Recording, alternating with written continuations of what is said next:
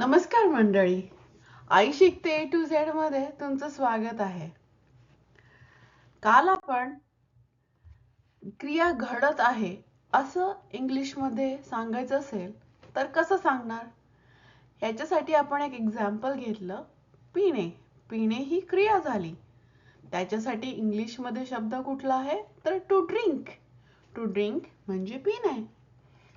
मग त्यानंतर आपण त्याचा वाक्यामध्ये कसा प्रयोग करायचा? जर मला सांगायचं असेल मी ज्यूस पीत आहे तर इंग्लिश मध्ये आपण कसं सांगणार आहोत? तर मी काय पीत आहे? पीत आहे साठी आपण वापरणार आहोत ड्रिंकिंग. त्यानंतर कोण पीत आहे? I am drinking. काय पीत आहे? तर ज्यूस. हे झालं आपलं साधं सोपं वाक्य. I am drinking juice. Me juice पीत आहे. पण आता आपलं आयुष्य फक्त आय मध्ये समाविष्ट नाहीये, तर आपल्यामध्ये अजून वेगवेगळे करते येतात. जसं मी, तू, आपण किंवा आम्ही, ते किंवा त्या, तो किंवा ती. तर आपण आय साठी पाहिलं. मी म्हणजे इंग्लिश मध्ये आय. मी आलं की त्यानंतर आपण म्हणतो आय एम. मी आहे.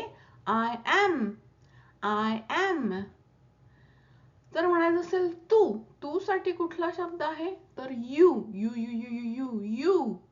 You R. U U U म्हणतो ना आपण. U R. ते तू झालं. ठीक आहे. जर आम्ही, आम्ही साठी कुठला शब्द आहे वी. आणि त्याचं क्रियापद कुठलं आहे वी आर. ते किंवा त्यासाठी कुठला शब्द आहे दे. आणि त्याचं क्रियापद कुठलं आहे आर. They R. तो साठी कुठला शब्द आहे तर ही. ही ही ही ही ही ही. He is.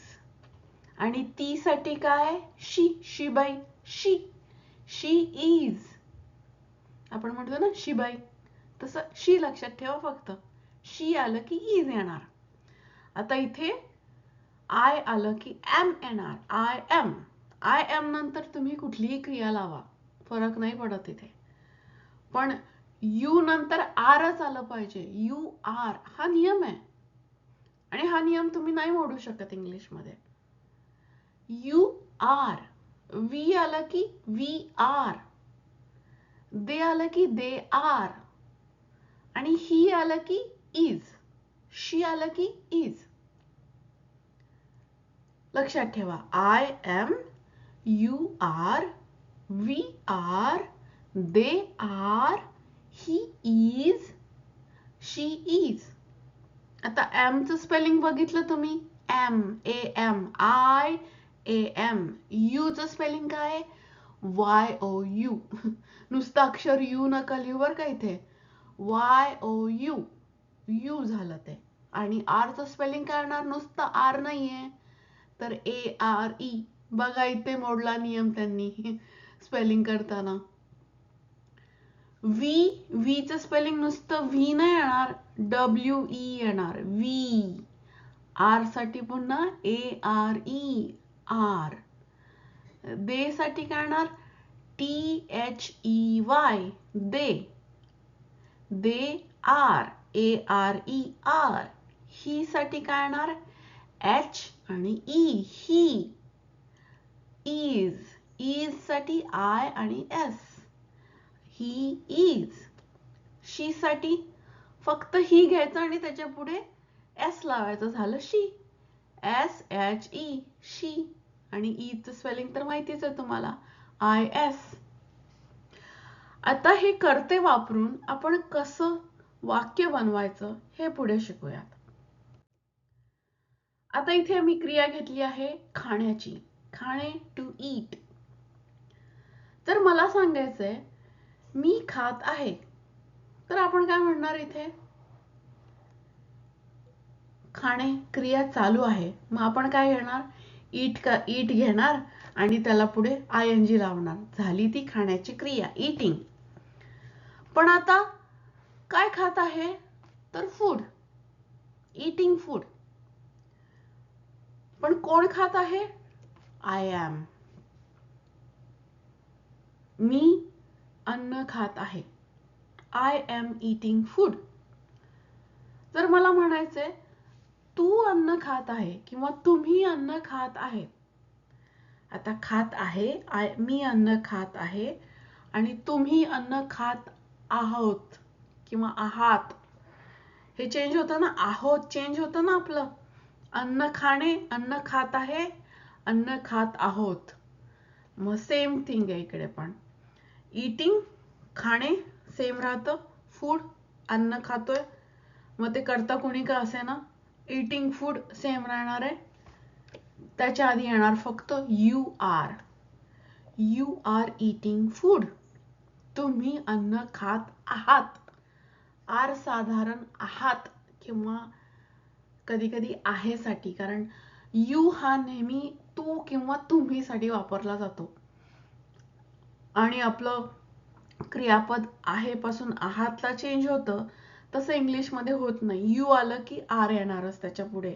You are eating food. जेव्हा आपण क्रिया घडत आहे असं सांगत आहोत, तेव्हा यू आर इटिंग फूड. तू अन्न खात आहे. पण आता म्हणायचंय एक मुलगा अन्न खात आहे, तर कसं सांगणार आपण इथे? इटिंग, इटिंग सेम खाण्याची क्रिया. काय खात आहे? तर फूड, फूड.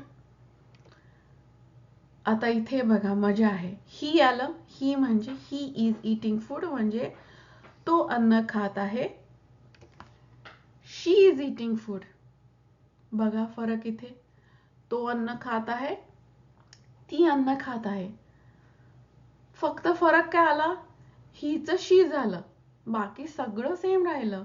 ही इज, ही नंतर नेहमी इज येणार आहे, शी नंतर नेहमी इज येणार आहे, आणि त्यानंतर घडणारी क्रिया इटिंग फूड, इटिंग फूड.